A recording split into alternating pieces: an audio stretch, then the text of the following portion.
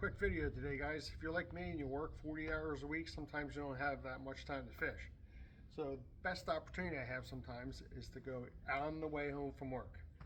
And the best thing to use for that is a car-ready travel rod.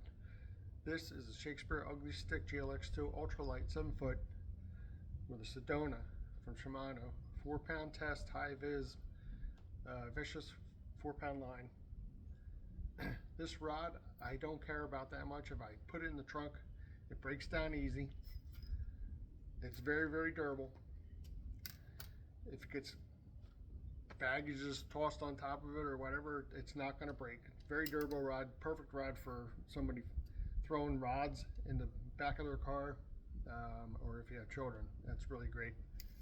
My other rod that I use a lot for vertical jigging along the bank, around cover, around docks, lay down trees, boulders, on steep banks with bluff, real deep water close by, is actually a 9-foot Eagle Claw fly rod, 5-weight.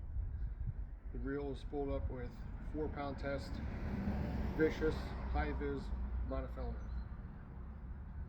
He doesn't take a lot. I only got like 75 yards of line in this reel. Those are the reels. Let me show you some of the baits that I fished with. Okay, so rounding out what I carry around with me in the back of my car, I got a set of waders. I got a fishing grade fanny pack. I got 2 Plano boxes loaded with hair jigs and plain jig heads, some floats. Over here, there's a couple of different jigs with soft plastics attached to them. And then I have an assortment of 80 bits here for when the bite's really tough. And then my regular Bobby Garland shad baits. A couple of good clear water colors, a couple of colors for stained water.